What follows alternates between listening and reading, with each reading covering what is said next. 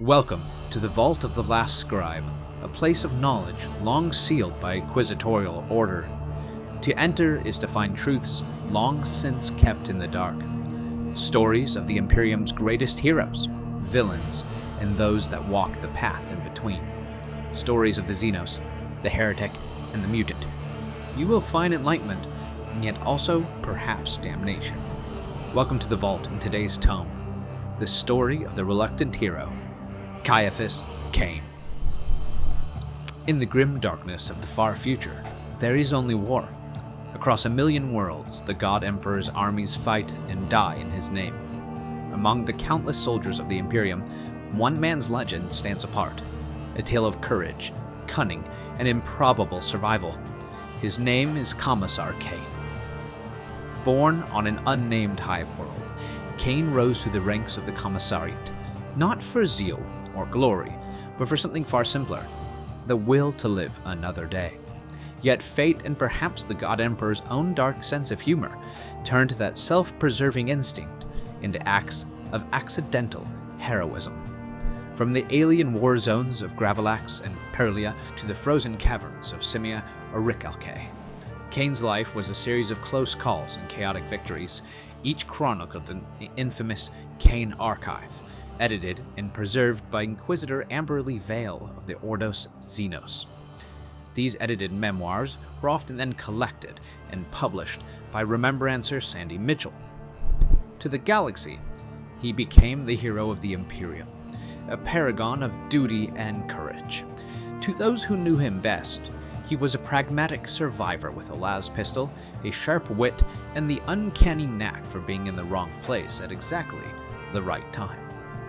This is the story of the man who did everything he could to stay alive, and in doing so, saved countless lives. A hero. But to those who read his private memoirs, he is something else entirely. A survivor, a pragmatist, and perhaps the most human man to ever wear the black cap of the Commissariat. This is the life of Cain, the Imperium's most reluctant hero. Origins and early career. Cain was born in a hive city, growing up in the Dark Underhive. While in all of his memoirs, he never mentions the name of this specific hive world, he does recount how that upbringing imparted with him a useful skill. He obtained a sixth sense, the ability to orient himself in a tunnel or cave system, no matter how deep or unfamiliar. He had the ability to create an internal map and a compass that could guide him to his target and back out again. But at a young age, Cain entered a Schola Progenium, the orphan academies that bred the Imperium's priests, commissars, and elite shock troops and other specialists. He excelled not from zeal, but from an instinctive understanding of people and of danger. While he often comments that he was a troublemaker who did not take lessons seriously, he would later in life show exceptional swordsmanship, people skills, marksmanship, and a keen knowledge of the Imperium's inner workings that suggest he studied harder than he let on. His first postings, described in the early fragments of the Cain Archive and the memoir To Serve an Emperor, A Commissar's Life, show a young officer determined to stay alive by keeping morale high and casualties low. Ironically, that very compassion, born of self-interest, made his soldiers adore him. It is in these early moments of action we see some of the core traits of who he was and what would make him so famous. In 919 M41, during the Tyranid invasion of Desolatia, Cain's quick thinking and shameless improvisation saved an entire artillery regiment. As he recounts in the short memoir entry In Flight or Flight, he had chosen to be placed in the 12th Valhallan Field Artillery. He explained his choice as wanting to be as far away from the front lines of action as possible. The planet had been invaded by Tyranids that were encroaching on their position fast. Noticing the threat, Cain suggested the evacuation of civilians on a shuttle. To others, this would appear to be the actions of a man who deeply cared about the people, and at the same time, a military realist who understood more civilians in the combat zone meant more biomass for the Tyranids to absorb. Cain, however, states that his true intentions were completely selfish, hoping to stow away on the shuttle to escape. Cain used the excuse of wanting to rally the soldiers' morale to leave the command center and enter the field. After killing a few flying bioforms called gargoyles, Cain encountered Gunner First Class Varric Jurgen and ordered him to drive a salamander reconnaissance vehicle. Cain hoped to ride to the shuttle yard, but as a blizzard hit, vision became almost non-existent. It was at this moment that Cain's legend began, for as they drove into the snow, they encountered a Tyranid swarm flanking the 12th's position. Forced to turn back, the swarm chased the two as Cain blasted at the creatures using the vehicle's mounted storm bolter. However, the creatures were too fast, and Cain and Jurgen were forced to run on foot as the vehicle was damaged by large Tyranid warriors. I was almost at the berms, encouraging shouts from the men in the emplacements ringing in my ears, when I heard a cry from behind me. Jurgen had fallen. "Commissar, help!" Not a chance, I thought, intent on reaching the safety of the barricades. Then my heart froze. Ahead of me, angling in to cut us off, was the huge, unmistakable bulk of the Hive Tyrant, accompanied by its attendant bodyguards. It hissed, opening its jaws, and I dived to one side expecting the familiar blast of bioplasma, but instead, a ravening blast of pure energy detonated where I had stood seconds before, throwing me to the ground. I rolled upright, moving as far away from it as I could, and found myself running back towards Jurgen. He was on the ground, a Hormagaunt about to disembowel him with its scything claws, and its broodmates lining up to dice what was left. Caught between the Gaunts and the Hive Tyrant, the choice was clear. I had an outside chance of fighting my way through the swarm of smaller creatures, but going back would mean certain death. "Back off!" I screamed and swung my chainsword at the Gaunt attacking Jurgen. It had just enough time to look up in surprise before its head came off, spraying ichor, which smelled nearly as bad as Jurgen did. He rolled to his feet, snapping off a shot from his lasgun that exploded the thorax of another, which I'd barely had time to register was about to eviscerate me. Looking like we were even. I glanced around. The rest of the brood was hemming us in, and the tyrant was getting closer, looming huge against the sky reddened by the rising sun. Then suddenly, the tyrant wasn't there, replaced by shreds of steaming flesh which fell almost leisurely to the sand, its attendants' warriors exploding around it. One of the Hydras had rolled around to the edge of its emplacement to get a clear shot, the hail of autocannon rounds taking the entire group apart at almost point-blank range. Jurgen was tackled to the ground. At first, Cain ran towards the 12th's lines, ignoring Jurgen. However, Cain explained that he saw in front of him even more bioforms. Forced to turn back, he just happened to save Jurgen. What Cain did not realize was that in their last-ditch fight, they warned the 12th of the oncoming threats, allowing them to rally, turn, and blast the swarm. This also meant that the soldiers of the 12th saw what appeared to be Cain valiantly going back to save Jurgen, leaving no man behind. Cain and Jurgen would make it back to the 12th alive, and Cain was credited with saving the regiment from the Tyranid flanking attack. His superiors called it heroism, and Cain called it being in the wrong place and running the right way. Cain was given Jurgen as a permanent aide de camp. Gunner Jurgen was an important and often overlooked part of Cain's story. Gunner Jurgen was described by Cain with both endless respect and loving disgust. Cain writes that Jurgen had constant skin infections, never took a bath in his life, and smelt so foul that any time spent in a confined space with Jurgen was torture. However, Jurgen was also incredibly skilled and loyal to Cain. He would often have dozens of pouches on his armor filled with useful tools such as grenades, spare ammo, gas masks, and snacks. Usually, whatever Cain needed in the moment, Jurgen could provide. Jurgen was also an incredible marksman, using both las gun and melta rifle to great effect, saving Cain in many firefights. Jurgen was also a great aide, filling out most of Cain's paperwork for him, blocking calls, and helping Cain avoid meetings. He always had a fresh and hot mug of Tana, Cain's favorite drink, ready. Finally, Jurgen would follow Cain's orders to the letter, ready to die and kill for Cain at a moment's notice. It can certainly be argued that without Gunner Jurgen, Cain would have likely died a dozen times, and that without Cain, the Imperium and the Damocles Gulf region could have been doomed to destruction. Cain would continue to get himself into trouble and unintended glory during his time with the 12th. At some point between 920 and 928 M41, Cain would serve on Kefia, helping clear a gene stealer infection, as noted in Sector 13 and The Last Night at the Resplendent, after which he would take part in the cleansing of Slockenberg and even kill a Slaneshi priestess, one who would come back to haunt him. It was, however, at the first siege of Perlia that Cain would go from a heroic member of the 12th Valhallan Field Artillery to a hero of the Imperium, credited with saving an entire world. Late in the 920s M41, the 12th Valhallan Field Artillery were en route to Perlia to support the war against the orcs. The orcs controlled the desert like eastern continent, while the brave troops of the Imperial Guard held the western continent, as detailed in the memoir Death or Glory. While their ship was approaching the planet, in the warp, the enemy orc war boss sacrificed his own weird boys, orc psychers, to pull the ship out of the warp and into the Imperium. The discovery of this is detailed in excerpts quoted by Vale within the memoir. The ship was then immediately under attack by the orc fleet. Cain and Jurgen barely managed to make it to a savior pod, but were presumed dead. Weeks later, that pod arrived on the planet and crashed deep in orc-held territory. Jurgen, now officially Cain's assistant, showed his worth. As all Valhallans, Jurgen had a deep hatred of orcs, learning their language and tactics at an early age in order to better find and kill them. This gave Cain the advantage, as they worked together to slay orc scouts and capture enemy vehicles.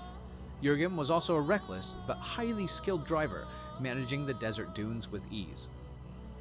Cain's main goal was to find safety, but unfortunately for him, he would only drive right into mortal danger. The first town Cain found was the town of Prosperity Wells, filled to the brim with orcs. While he tried to avoid combat, he ended up dueling hordes of orcs, rescuing hundreds of captured human civilians, gathering dozens of experienced planetary defense forces, local soldiers known as the PDF, and exploding the entire town, killing the orcs within. While Cain spent most of the Battle of Prosperity Wells, as it would be known, terrified, his actions would ensure the entire town was later named Cainstead, as the survivors attributed their victory to Cain's leadership. Over the next months, Cain led a caravan of refugees and PDF survivors across the desert, hopping from PDF emergency supply cache to cache. They navigated hundreds of kilometers of enemy territory. Cain would make effective use of talented civilian specialists like Engine Seer Felicia, whom Cain would get to know at a very personal level. Veterinarian turned medic Ariot, Norbert the makeshift quartermaster, and Colfax the desert guide. While Cain is quick to point out his own shortcomings, it takes a highly talented leader to find, use, and trust talented individuals under their command. Together, they would manage to make it all the way to the mountain range that marked the boundary from the desert region to the coastal region, in which the crossing to the western continent was found. Cain's forces had swelled, as many more survivors and soldiers had joined their march. But they were now in a crisis. A massive orc force was sure to ambush them at the mountain pass, and a much larger orc force was following them. Cain and Felicia identified a massive hydroelectric dam in an area known as the Valley of Demons. Given enough time, the engine seer could turn off the dam, and the caravan could drive through the water tunnels that go through the mountain range and to the coast, avoiding the orcs altogether. Once more, Cain's instincts for leadership and tactics came into play. While they investigated the dam, the orcs attacked, forcing Cain to mount a makeshift defense. The defenders fought. Rank after rank fell of them to our guns, but they just kept coming, trampling their casualties underfoot in their eagerness to close, with a complete disregard for their own safety. No human troops, apart from Astartes, I suppose, could have sustained that assault, forging up so steep a slope, but the greenskins charged on as though they were crossing a sporting ground, barely hindered by the incline. "Keep firing!" I yelled. The Lehman Russes swept up the road opposite with their heavy bolters, chewing apart the surviving greenskins, while a couple burning trucks effectively prevented any more of their number from moving up and attempting to assault us from across the top of the dam. Unfortunately, they couldn't depress the sponson-mounted weapons enough to engage the green waves slogging so determinedly toward us up the slope, and we were forced to rely on what man-portable heavy weapons could be brought into the fray. The on-rushing tide of death was close enough for some of their wild firing to make it over the lip, and I ducked behind the basilisk, as what seemed like a mixture of bolter and stubber rounds began to wind through the air around me. The defenders fought hard, gunning down hundreds of orcs, but there were simply too many of them. Cain came up with a brilliant and impulsive plan, and had their basilisk artillery piece blow up the dam, causing the water to break free and sweep the orcs away, killing them all. Cain and his forces were free to leave through the tunnels, leaving a broken dam and a deep mystery. For someone had killed the staff of the dam before their arrival and destroyed what appeared to be a hidden laboratory. Cain would lead his forces across the coastal plain, hoping to take an easy and safe task. Cain would lead a supply raid on the last remaining PDF cache, only to find it housed the orc war boss, Corbo himself. Cain was forced to duel the massive, partly mechanical orc, only surviving due to his incredible swordsmanship. Just about the only thing I could see that wasn't armored was his face, so I struck at it, aiming a thrust right between his bloodshot little eyes, deflecting my aim at the last possible moment towards the vulnerable point Jurgen had shown me, just above the bridge of his nose. Fast as I was, Corbel was faster. His inhuman speed and ferocity boosted even more by the powered armor he wore, and he blocked the strike easily, grabbing the shrieking blade with the claw thing, actually bellowing with laughter as the sparks flew around us, whirling adamantium teeth met whatever alloy the claw was composed of. Slowly, despite every iota of strength I could pump into my arm, he began to push the blade back towards me. I flinched, as though ducking away reflexively, and he came on, putting his whole weight behind it, enjoying his sadistic little game, like the hate-fueled scum sucker he was. His face leered into mine as he closed the distance, cloacal breath making me gag, thick strands of drool slithering from the corners of his mouth, which eats bark of merriment. His hangers-on echoed the sound, although whether from genuine amusement or self-preserving sycophancy, I couldn't have said. "That's right, get a good close look," I encouraged him, suddenly slackening my arm and pivoting out of the way of the sending blade as I intended to all along. With my other hand, I rammed the barrel of my las pistol deep into his eye socket as hard as I could, and bursting the orb, splattering myself with mingled blood and goo. Corbel howled in rage and pain, but before he could even begin to react, I pulled the trigger several times. The las bolts ripped through his brain, what there was of it, and burst amongst the thick metal meant to armor the back of his skull, pureeing the contents in a most satisfactory manner. Not wanting to be crushed to death in the moment of victory, I leapt out of the way, while what felt like a quarter of a ton of meated scrap metal subsided to the ground in front of me with the ponderous inevitability of an avalanche. Cain was able to jam his own las pistol into the eye of the beast and blast its brains into oblivion. In the ensuing chaos, as the orcs, now without a leader, started to kill each other, the Imperial Guard forces made a massive assault, linking up with Cain. In the next months, the planet would be completely cleansed, and images of Cain's duel with Corbel, taken by Felicia, would earn him the title Liberator. Cain's image would soon be posted on propaganda posters across the sector, truly starting his legend. Cain would at some point, after 928 M41, be posted at the headquarters of the Imperial Guard for that sector, being placed on all sorts of random and incredibly dangerous missions. Cain hated this time, as according to him, his reputation as a hero meant that High Command believed he was the best suited for all sorts of suicide missions. Cain could not refuse the missions without revealing he was not a hero. He was the lone survivor of a Necron assault on an Adeptus Mechanicus mining facility, as noted in Echoes of the Tomb, rescued by members of the Reclaimers Space Marine chapter. This would be the start of Cain's friendship with the chapter. While Cain himself never felt worthy of it, many members of the Reclaimers would not only call Cain a friend of the chapter, but a mighty warrior worthy of their respect. Cain would also work alongside the Reclaimers during the uprising of Viridia. Together, they identified that the uprising was caused by a gene stealer cult, most likely implanted on the planet by a traveling Space Hulk. Space Hulks are massive, almost planetoid-sized collections of crashed ships collected in the warp. Often they contain all manners of Xenos, mutants, and fiends. When they randomly appear in the Imperium, all manner of beasts can depart from it before the Space Hulk disappears back into the warp. Cain, accompanied by the Lord Governor's daughter, Miria Duponiae, would assist the Reclaimers with a system-by-system search for the Space Hulk across that region of space. While Cain and Miria would spend most of their time getting to know each other, Cain would also practice sword fighting with the Reclaimer tech marine, Druman. Eventually, the Space Hulk was found. Cain and Jurgen would accompany Reclaimer forces into the massive monstrosity of rusted and contaminated metal. When Gene Stealers ambushed the expedition and began to cut through the Reclaimers, Cain and Jurgen would be trapped on the Hulk while the others would evacuate. Cain would use his underhive instincts to navigate the twisted and dark corridors of the wrecked and fused ships with ease. Together they identified that not only Gene Stealers, but a massive force of orcs lived within the Hulk. Cain and Jurgen attempted to escape, but became trapped between the two forces. Cain was able to get the two to end up fighting each other, allowing him to not only send out a distress signal, but warn the Reclaimers of the dual threat. Eventually, by tracking Cain's signal, the Reclaimers were able to teleport Cain and Jurgen out of the Hulk. The two, mostly Cain, are accredited with valiantly holding off the Gene Stealers while their original expedition evacuated, and warning the Reclaimers of the true danger of the orcs. Cain had earned the Reclaimers' trust and respect, as only a few mortals ever could. The events with the Reclaimers marked the last large event in Cain's early years. While he would end up serving on other places like Archipelago, as noted in Dead in the Water, and work with a force of Catachan on a jungle moon as described in The Devil You Know, Cain's true legendary exploits still lay ahead of him. It would be his time with a Valhallan 597, in which he would truly become known as a hero of the Imperium. Wars without end in the Valhallan 597.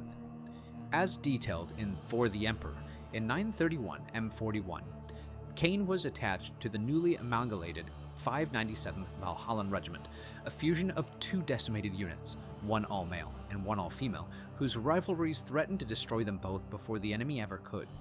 Originally the Valhallan 296 and 301st, both regiments have been decimated by a war against Tyranids. Both had lost over 50% of their forces and were ordered to combine into one new regiment. However, no one could agree who should be in charge, and fights between the troopers of both regiments were common.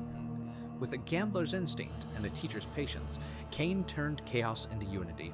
As Cain noted, most commissars would have used force, executions, and harsh punishments, threats to fear and make the soldiers stay in line. However, Cain believed that soldiers that were afraid of him were likely to either kill him in battle or leave him to die if he was ever in danger. His time in the 12th had shown him that if soldiers were loyal, believing Cain cared about their well-being, they would often sacrifice themselves for Cain. Cain solved the leadership crisis firmly supporting Colonel Castine as the executive officer and Major Brocklaw as the second officer. He also ordered the regiment's names combined into the newly minted 597th, but it was with mercy and his sparing of soldiers who had committed assault and would have been executed that caused soldiers from both regiments to give him and their new regiment a chance. This is one of the many moments where Cain often cites a selfish reason, in this case wanting soldiers to be loyal to him, where Cain displayed tremendous humanity. Cain understood the anger, resentment, and frustration the soldiers were feeling. By treating the soldiers as human beings with understandable emotions, he helped channel the anger and frustration at the enemy they would soon face, and not at each other. It had all started with a riot in the mess hall. As Cain recalls, I made what progress I could towards the door, ready to take command of the reinforcements as soon as they arrived. And I would have made it too, if the squad leader hadn't resurfaced long enough to scream, "Commissar, help!" Oh, great. Every pair of eyes in the room suddenly swung in my direction. I thought I could see my reflection in every pupil, tracking me like an auspex. If you take one more step towards the door, I told myself, you're a dead man. They'd be on me in seconds. The only way to survive was to take them by surprise. So I stepped forward instead, as though I'd just entered the room. "You," I pointed at a random trooper, "get a broom." Whatever they'd been expecting me to say or do, this definitely wasn't it. The room hung suspended in confused anticipation, the silence stretching for an infinite second. No one moved. "That was not a request," I said, raising my voice just a little, and taking another step forward. "This mess hall is an absolute disgrace, and no one's leaving until it's been tidied up." My boots skidded in some slowly congealing pool of blood. You, go with them, buckets and mops. Make sure you've got enough to go around." Confusion and uncertainty began to spread, troopers flicking nervous glances at one another as it gradually began to dawn on them that the situation had gotten well out of hand, and the consequences had to be faced. The guardsmen I had pointed out, two of them women, began to edge nervously towards the door. "At the double!" I barked suddenly. With my best parade ground snap, the designated troopers scurried out, ingrained patterns of discipline reasserting themselves, and that was enough. The thunderstorm crackle of violence dissipated from the room, and after that, it was easy. Now that I had asserted my authority, the rest fell into line as meek as you please, and by the time Castine arrived with another squad of provosts in tow, I'd already detained a few more to escort the wounded and worse to the infirmary. The regiment would get its baptism in blood as it was deployed on the planet Gravelax. The Tau Empire had been assimilating Imperial planets one by one, offering human planets medical technology, food, and free trade. The Tau made quick friends with merchants, the poor, and local governors eager to make powerful friends. While normally the Imperium would treat such friendly relations with Xenos as heresy and invade said planets, the tyrannic wars had stretched Imperial forces thin. Instead, the Imperium had hoped to find a diplomatic solution, convincing the people of Gravalax to turn back to the Imperium. The Tau, on the other hand, preferred peaceful assimilation as opposed to violence and were willing to tolerate the Imperial diplomats in military forces as long as they did not openly attack the Tau or human Tau supporters. Negotiations would turn sour fast when an unknown assassin killed the Tau lead negotiator mid-party at the governor's mansion. Cain would be forced to protect the Tau negotiators and get them to safety at their embassy. His willingness to put the mission ahead of his own xenophobia would leave a lasting impression on the Tau, marking Cain as an Imperial they could trust in the future. Cain would also meet his lifelong romantic partner and dear friend, Inquisitor Amberly Vale, the very same who collected and edited his memoirs. Inquisitor Vale was deadly smart, highly talented, and had a knack for getting into incredibly dangerous situations, and was usually accompanied by a retinue of unique, odd, and skilled individuals. Cain and the 597th would be forced into action when it was revealed that the assassin was a gene stealer. In fact, a large gene stealer cult had already spread through the planet and did everything it could to spark a war between the Tau and Imperium, hoping to weaken both sides before killing them both. While the 597th battled the gene stealers on the surface, Cain, Jurgen, and the soldiers Cain would spared earlier would accompany Vale on a mission deep into the catacombs below the planet's surface. They would meet and work with the Tau and Kroot kill team, also exploring the same tunnels. Together, they would locate the Gene Stealer's center of operations. While the Tau forces would get killed, Cain and Vale would survive due to an attribute discovered in Gunner Jurgen. He was a blank, otherwise known as a pariah. Blanks are humans born with a rare genetic defect, making them soulless. They do not exist in the warp as other humans do. They are like a black spot in the warp, immune to demons, magic effect, and other things. Moreover, they can actually damage and dampen warp creatures like demons. On the downside, blinks create an automatic revulsion effect in normal humans, causing them to be hated or distrusted.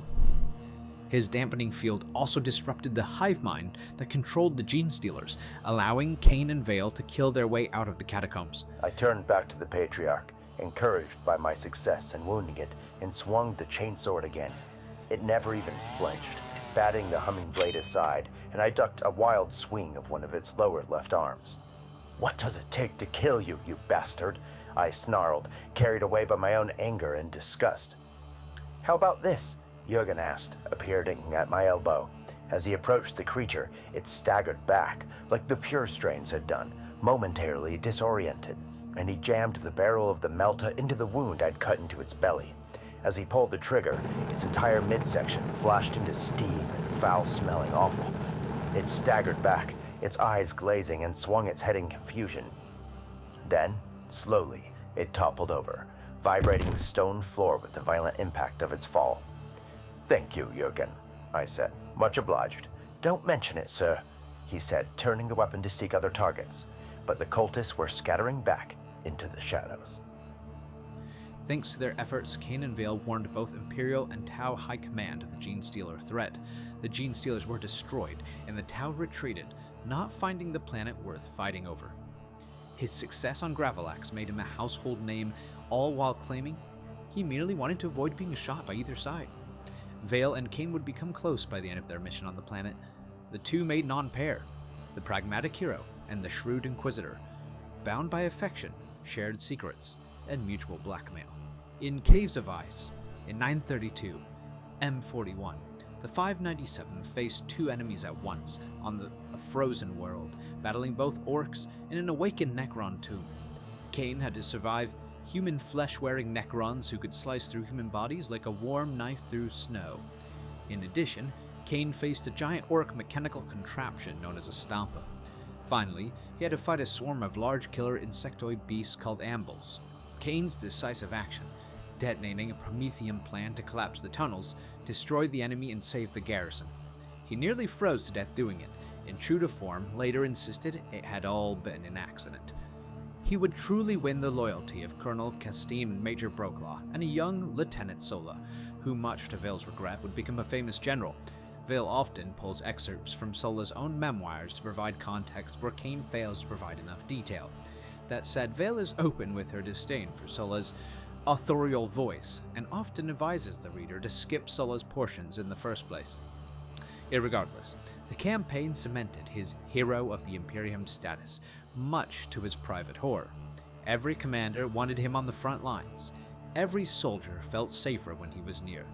His reputation became its own battlefield, one he could never escape. In 933.M41, the Valhallan 597 were ordered to Peramunda to fight against an insurrection against Imperial authority. As recorded in duty calls, the insurrection was unusually well coordinated. The planet itself was almost unlivable, its surface covered in rivers of lava and desolate deserts of poison. However, large plateaus almost kilometers tall dotted the planet. Depending on the height of each plateau, a variety of traditional biomes and life existed from forests to urban centers. The population of the planet was spread across these plateaus, connected only by air barges. Cain would become the target of multiple assassination attempts soon after arriving. Inquisitor Amberly Vale would also happen to be on the planet, hunting a hidden conspiracy. She would use his fame to cover her actions, having his name plastered across the planet's media as the leader of the Imperium forces on the planet. Vale would also reveal to the planet's leadership in Cain that the insurrection was a result of yet another Gene Stealer cult, and while Vale had killed the cult's patriarch, it had already summoned a Tyranid Hive Fleet. As discovered during the Kraken Hive Fleet invasion, Gene Stealers are an advanced Tyranid bioform who implant their DNA into local populations. Those implanted become controlled by the Gene Stealer leader known as a Patriarch. When enough of the planet is infected, the collective psyker power of the cult sends out a beacon, calling the Tyranid Hive Fleet in to consume the planet, cult and all. The Hive Fleet was most likely just a splinter of the larger Kraken Hive Fleet, but it would be formidable on its own right. Cain and the 597th were veterans of the Tyrannic Wars and knew what to expect, preparing their forces accordingly.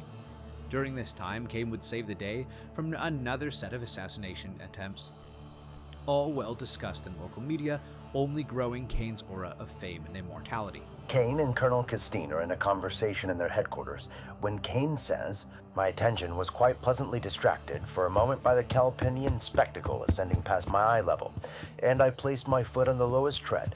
I couldn't help tilting my neck back a little to continue appreciating it for a moment longer. Minute as it was, that movement was to save my life, as without it, I'm sure I'd never have noticed the faint flicker of motion high up in the girder supporting the roof. My first thought was that it was a bird of some kind. Maybe it had entered the vast enclosed space through the massive doors at the far end, which, as usual, had been left open to admit a howling drought and occasionally flurry of snow as essential to the Valhallan notion of well-being. That didn't seem terribly likely, though, as the constant noise would have prevented any self-respecting avian from roosting comfortably, and if there was such an intruder, it would almost certainly have left some trace of his presence in the room below. The palms of my hands began to itch, and mindful of my recent experience with the Psyker assassin, I craned my head for a better view, wondering where the hell Jurgen had gotten to now that I really needed him. "There's something in the rafters," I said, drawing my las pistol, trying to focus on the faint impression of movement in the shadows over our heads. Castine glanced up too, and reached for her sidearm. Around us I could see little ripples of alarm and consternation, most of the troops on Vox and Auspix duty glancing at the las guns resting against their control lecterns. Whatever the thing was, it was small, and I found myself reminded all too vividly of the spore mines that attacked us in Hell's Edge. "I see it too," Castine said grimly, aiming her bolt pistol. Then her gaze skittered off to one side, and another one. "Arm yourselves," I called, though the advice seemed somewhat superfluous now, by all the troopers I could see was already arming themselves with their las guns. Then, as if suddenly becoming aware of our scrutiny, the mysterious intruder swooped into the attack. "What the hell?" Castine asked, surprised as they came into view for the first time. An echelon of servo skulls, 5 in all, was dropping towards us, and her aim wavered indecisively. She turned to the loitering engine seer, his face predictably blank beneath the cowl of his Adeptus Mechanicus robe, and glared at him. "Who let these things in here?" "There's nothing to do with us," the tech priest assured her, in the level Vox coder drone of so many of his kind. Something swirled behind his eyes as he appeared to focus on something the rest of us couldn't see. "The idents don't match any of the local Mechanicus shrines."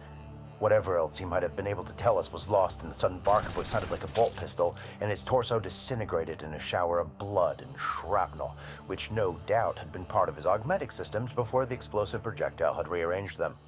I returned fire at once, and I wasn't the only one.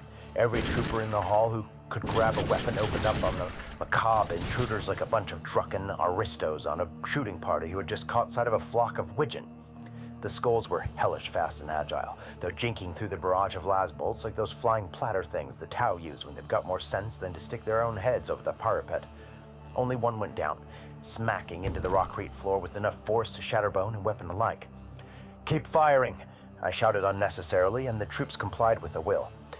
I scurried into cover behind the staircase just in time, another couple of bolter rounds exploding against the metal mesh where I'd been standing against it before.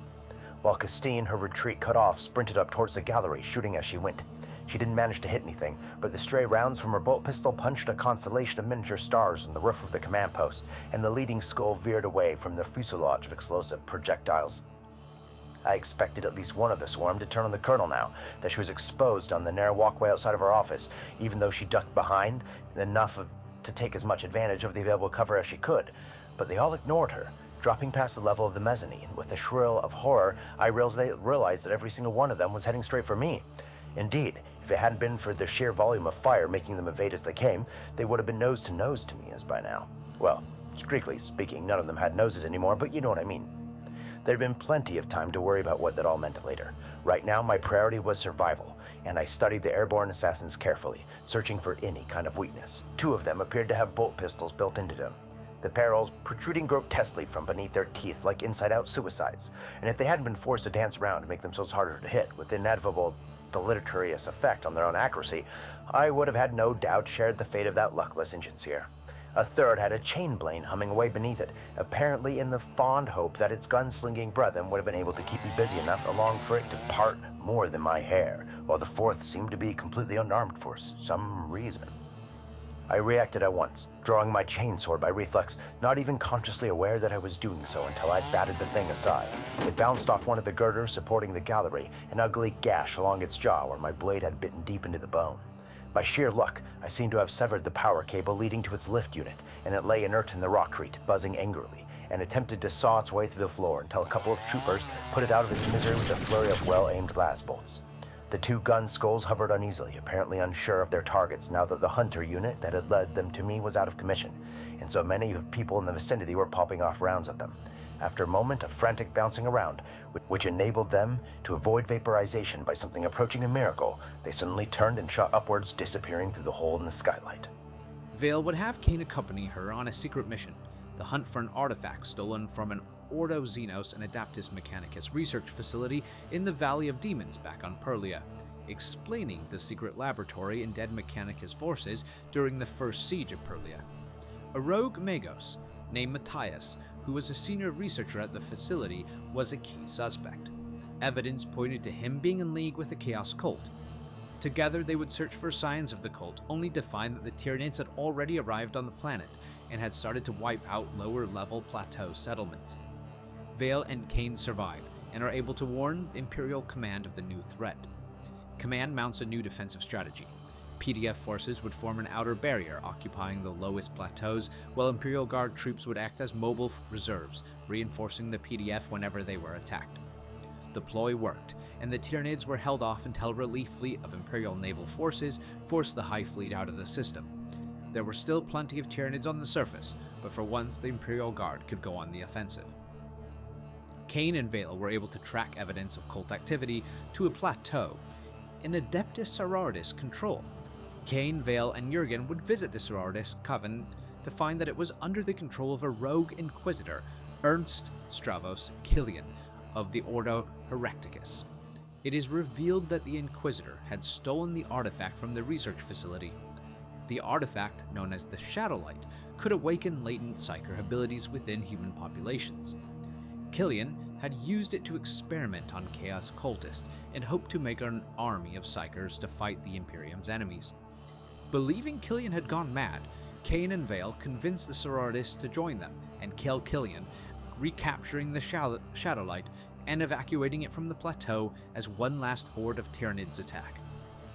Cain, Vale, and Jurgen would escape as the Swordess held the Tyranids off long enough for the Navy to orbitably blast the plateau devoid of all life. The Sisters of Battle choosing to die as penitence for being tricked by the rogue Inquisitor and doing his dirty work. Cain would once again be hailed as the liberator of a planet. More importantly, Cain would be further caught in the Inquisitor's schemes. It would become a common theme of Cain's life that when he least expected or wanted it, Vale would conscript Cain into action. Although often enough, it would end with the two rewarding each other for a job well done. At some point between 935 and 937 M41, Cain would help dispel a Slaaneshi cultist uprising on Adumbria, as detailed in the Traitor's Hand. Most unique about this episode in Cain's life is that it showed how the Imperium can and will eliminate its own heroes if even a hint of corruption is found within them. Cain would be accused of heresy and cowardice during the course of the campaign by a rival commissar. He would have been executed, if not for his own defeat of the Slaaneshi cult and the revelation of a chaos conspiracy. Ironically, it was the commissar who accused Cain in the end who was arrested, charged, and court-martialed, keeping Cain's status as a hero assured. Cain would continue to serve with the 597th for some time, fighting flesh-eating poxwalker zombies in Lantinoia in 938.M41. See Old Soldiers Never Die. Together, Cain and the 597th would fight both orcs and Tyranids on Fundamentus around the same time as the campaign on Lantinotia, read The Last Ditch. By 970 M41, Cain was coming to the end of his service with the Valhallan 597th. Cain, Colonel Castine, Broclaw, and Jurgen had all undergone rejuvenation procedures to keep some semblance of youth, allowing them to continue to serve well into their 3 digits of life. The last recorded major campaign that Cain would serve with the 597th on was recounted in Choose Your Enemies. Vale, Cain, and the 597th would be forced to fight against Eldar raiders, only to ally with them against another Slaaneshi cult, led by a now demonic prince, former priestess that Cain had once killed all those years ago. And even after all this time, Cain found it hard to resist the demoness's advances. Together, they managed to destroy the cult, although the official narrative would credit Cain for helping repulse the Eldar threat and did not mention the cult in any form. And after all these decades of service to the Imperium, Cain would be offered something that almost no members of the Imperial Guard had ever been offered or even hoped to achieve: retirement. Retirement and reflection. At the end of the 41st millennia, sometime close to 990 M41, Cain was given the opportunity to work at a Schola Progenium on Perlia. He was tasked with mentoring a new generation of Commissar cadets. For Cain, this was the ultimate prize, a safe and secluded posting far away from war or the chance of death. Always the hero, Cain of course acted as if he would mourn the loss of frontline action and once again only convinced those around him he was truly a hero. Before he could send to Perlia, he was asked to take on a final, easy, or as he was told it would be easy, mission. Cain would be sent to Eucopia, where he would be one of the first recorded mortals to ever interact with a Necron Lord. Cain would work with members of the Reclaimers chapter in the Adeptus Mechanicus to discover a conspiracy of Mechanicus members sworn to a Necron Lord who promised immortality. Cain and his allies would defeat the Lord, and finally Cain would be allowed to go into retirement. Or so he thought. He would be recalled to duty for a number of missions over the years, sent back to Perlia each time it ended. The most impactful of these actions was, of course, the Quadravida incident, where Cain would help forge an alliance between the Tau and Imperium to fight Tyranids together, allowing both empires to stop wasting their resources against each other sometime around 992 M41. See the greater good. But sometime after his return to Perlia, after 993 M41, he began recording the files that would become the Cain Archive, now preserved by Amberley Vale. He spent his remaining years instructing new commissars, emphasizing that the best way to die for the Imperium is later, and playing tarot with his fellow faculty members. He enjoyed his time as a teacher, finding himself deeply involved in the success of his cadets. He believed his legacy would not be his past heroism or his cult personality, it would be his cadets. But that legacy was threatened by the last and perhaps most heroic action of his entire life: the war known as the Second Siege of Perlia. as recounted in Cain's last stand in 999 M41, the 13th Black Crusade forever changed the galaxy. The Despoiler's destruction of Cadia would split the galaxy in two, isolating half of the Imperium. However, lesser known is that a warband and small fleet of the Black Crusade struck far away from Cadia towards Perlia. Seeking the Shadowlight, once more being kept at the Valley of Demons, the Chaos General known as Warmaster Varen the Undefeatable conquered multiple systems in his path.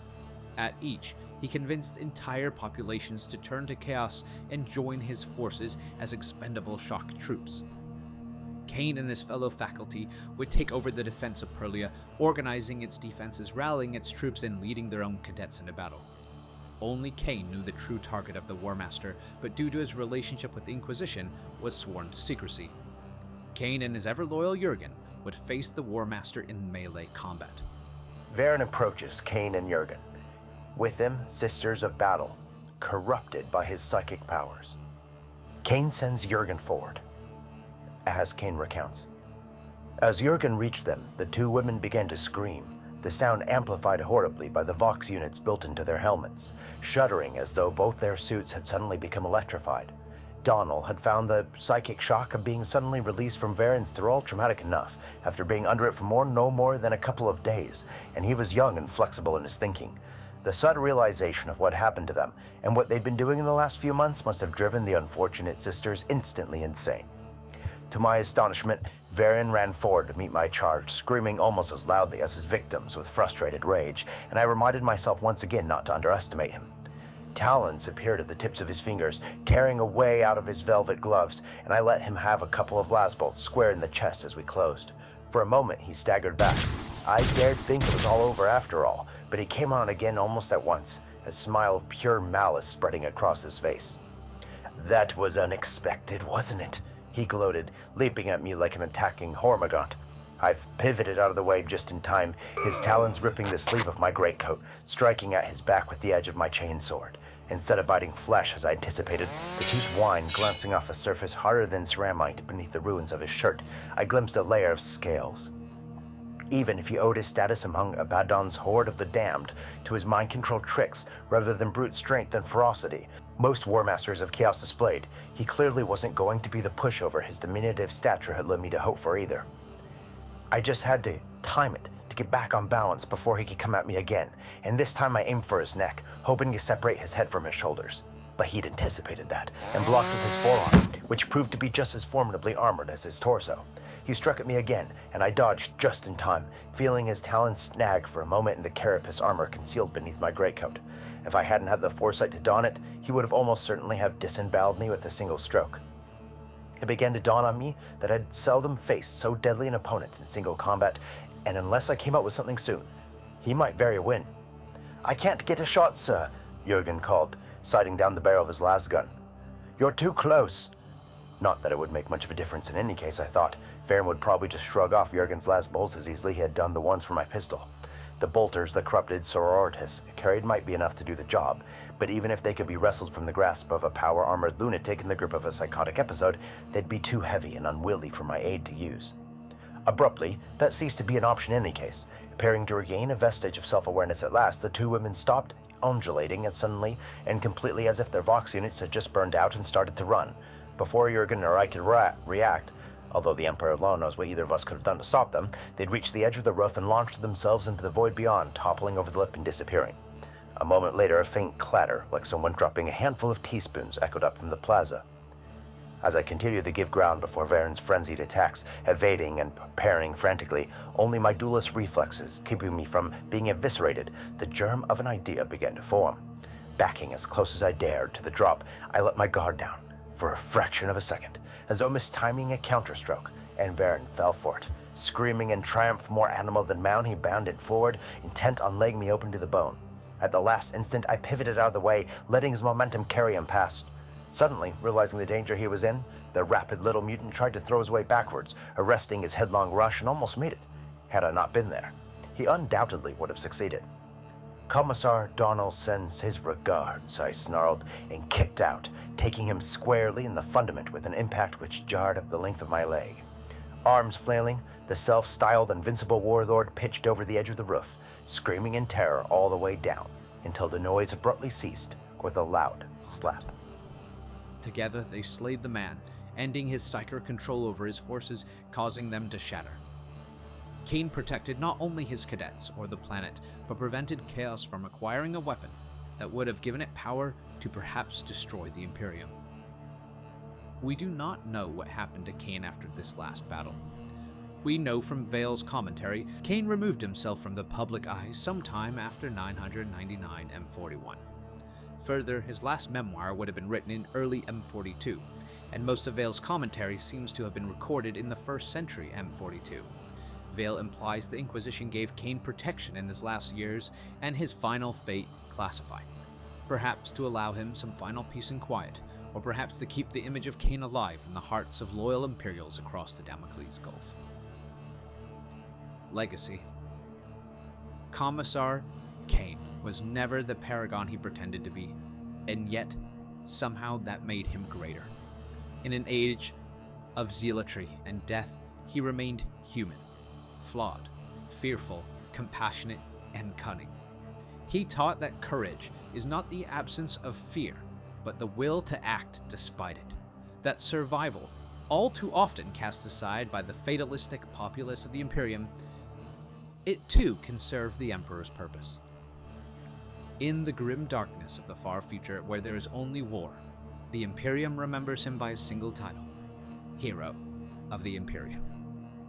To my fellow delvers of the deep lore, I highly recommend you acquire your own copies of Remembrancer Sandy Mitchell's works. They are not only some of the most humorous works created by a member of the Imperium, they are filled with fascinating creatures, adventures, and characters. If you have Vermilion clearance and an Ministarum Form 54CX3 in triplicate, I would advise ordering your copies today. Scriveners of the Ministorium, Acolytes of Knowledge, and Remembrancers, thank you for taking time to listen to this tale. More forbidden knowledge, carefully curated half-truths, and unredacted inquisitorial secrets are always to come within the Vault of the Last Scribe. Please consider becoming a Patreon of the Vault or subscribing to our Astropathic communications. Until the next tome,